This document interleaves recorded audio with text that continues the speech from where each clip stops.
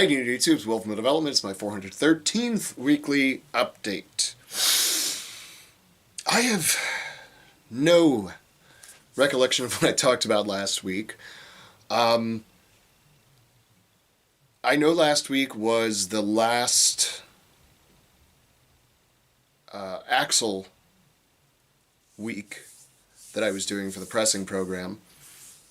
And that ended very well. As well as it could. I did end up getting a PR on out of the rack pressing, which is very exciting. And I have now moved into into more focused circus dumbbell training. We're about 7 weeks out now. Now we are 7 weeks out from the show, which means I'm really hunkering down and getting closer and closer to sort of specializing in the events and training the events a little more specifically. Which I have been doing with a couple of them. For instance, with the sandbags, I started at a way and sort of set a standard for myself where 1 week I would sort of do just essentially box squats, but with a certain weight, and it was really just to work my extension because that's going to be the weak link for me when it comes to the bag. The sandbag over bar event. That's going to be my weakest link is the extension. It's always been my weak link. So it's like, okay, if I just from the floor into the lap once and then do, a bunch of extensions for like a minute, that kind of thing. And then the following week I've been doing basically just back and forth, essentially comp style, progressing the weight slowly and just trying to make sure that I'm still keeping a good pace with it. My goal day of is to get at least 6. I've been consistently getting around 8 once the weights get heavier. Things should be a little bit different next week because I'm finally using a bigger bag. I've been just using like the 135 bag and just putting plates into it and getting it up to basically 155. And now I'm to the point where I'm like, cool, so now I'll be using the 175 bag, which should be a little bit closer to the comp size of bag, which is 200 is the weight for the comp. So we should be closer to that size, which should more closely mimic, competition standards, that sort of thing. So... And then this was the first week I actually attempted the yoke and farmers medley. I'm actually doing it, I'm running at 50 feet instead of the 40, and holy crap, that thing really, you have no time. You need to just grip those farmers, rip them, run, get under that yoke. You don't have time to set up. You need to set up fast and just gun it, drop it, turn it around, gun it back, and then get right on those farmers again and move. The good news is, I know on the farmers I won't be dropping them. It won't be an issue. I always train farmers a little bit heavier, generally speaking, a little heavier than comp. Part that's just my grip. And then our farmers, and our yoke for that matter, are both a lot tougher than any I've ever come across in a comp. So that does always I keep that in the back of my head a little bit when I'm training on those particular implements at the gym, just because it's like, if I have a bad session, that sort of thing, it's like, well, you know what? Maybe you didn't do exactly how you wanted to do, but keeping in mind that if you were doing it on the equipment that you'll be doing it at the show, it probably won't be that challenging. But that's good. Training should always be a little bit harder.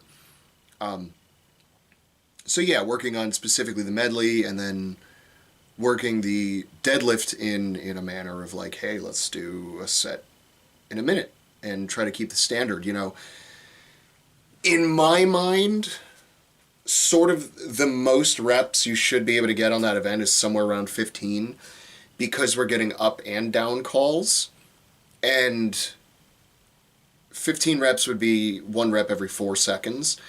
I guess in theory you could push that a little more to 16 reps, something along those lines, but I can't imagine a lot more than 15 being beaten, that sort of thing, just because you just don't have time. I mean, even on go, that first rep is going to take, let's just say, half a second to pull up. You get the lockout, down call, half a second to go down, then you have to wait for the up call, which even if that takes a half a second, now you're at 1.5 seconds. You know what I mean? But the pacing there is just not going to be able to be kept. Even if you could do a rep every 2 seconds, you're not going to be able to keep up that pace. Most people wouldn't be able to anyway. I don't see a lot of people being able to. Maybe I'm just selling it short. I don't know. I've been just trying to keep the standard at about 15 reps, and I figure if I can get to at least close to comp weight and still be able to do 15 reps in a minute, I'm in a pretty good spot. My goal would be able to do 500 for 15, and if I can get that accomplished, which I'm pretty on the way to doing, if I can get that, I'll feel a lot better about doing like 525 day of, with rest and all that, and that sort of thing. So that's the sort of game plan with those 2 or 3 events. Dumbbell, still right now, it's going to be, hey, let's get the 1 and just not zero it. Let's not start in a deficit, and I'll be pretty happy about that. And then the sandbag toss is going to be interesting for me. It's always been one of my weaker events, but you know what? I have done 30 pounds over 15 feet. I believe we're only going over 12 or 13 or something along those lines, and the time doesn't necessarily matter. So at 25, I can yeet a 25 pound. I've thrown 25 pounds like 30 feet in the air. It's nothing for me. It's exponentially more difficult for me though as the weights progress. So I should have no problem with the 25 to 30. I want to say it's a 35 after that. I may have a little trouble with that, but I should have plenty of time to get it over. It may end up I get... It's going to be an interesting event because in theory, if let's say there's 4 of us, if the other 3 guys get all 4 bags, and then I only get 3 of them, I'm going to get second place no matter what. I don't know how the points are going to work there. They would be splitting... in theory, if you got first, you would get 4 points, right? Then you split that amongst 3 guys. Let's just say 2 guys. Each person gets 2 points. I guess last, so I get 1 point no matter what. That's all kind of hinging on the fact that I'm not the first one to go anyway, Obviously the goal, get all of them over, get as many max points as I can. But they've said time doesn't matter, so all of us in theory could tie on that, which would definitely be nice. That would be sort of optimal in a way. And it'd be cool to say, hey, I tied a bunch of these guys. So yeah, we'll see. And that, maybe everybody's just misunderstanding the event. I don't know. But don't zero that dumbbell. Try to keep up with everybody on the bag toss. Sandbag over bar. If I can get 6 to 8, I'll be very happy with that number. And then deadlift, boy, I think day of, if I can get 10 to 12, I can't see that being a very low score. Let's put it that way. And what's the other event? I feel like that Yoke and Farmers. At this point, after trading it for the one time, just finishing it in the time limit, I will be satisfied. Because that alone is going to be tough. You've got 4 things to do and a minute to do it in, so you've got 15 seconds to do each event.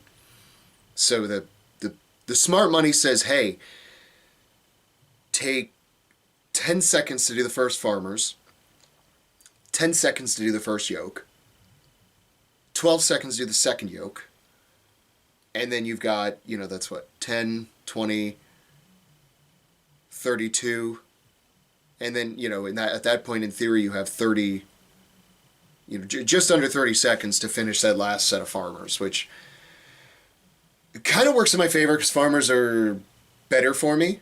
I'm really good at gripping and ripping those and going, or let's just say I'm getting better at it. So the yoke is going to be my biggest downfall.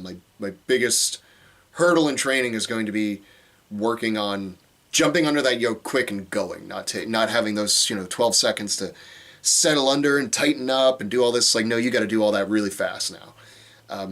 Which I'm not saying I dislike that per se.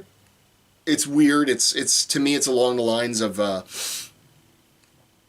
of how they some events have now, or some shows have started having people strap in the deadlift on their own time. Doesn't really make sense to me, because I'm like, so now we're testing people's ability to quickly strap into a deadlift, like that. What does that have to do with anything? I thought we were just testing who's got the better deadlift, and then we're doing the grip event over here to test their grip, that kind of thing. So I probably would have set the event up slightly different. In my mind, I'm like, hey, you already have a yoke, and you already have sandbags, because you're doing the yoke over the sandbag. Why don't we do it where you carry the yoke first, then you run the farmer's back, and then you pick up a sandbag and throw it over the yoke. And then that challenge becomes whatever you set your yoke height as, that's what you have to put it over. I guess having 2 sandbag over bars events would have been kind of stupid too, but there's just something about going back and forth where you have to speed through a yoke. It's a unique challenge. And I don't know. I guess just as long as you train it right, it shouldn't really matter, right? I guess that's the end of the day, right?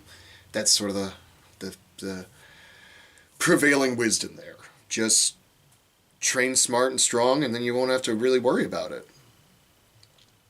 And I guess that's the wisdom for the week. So train smart and train hard, and then you won't have to worry about a day of the competition. If you don't, then what's your excuse?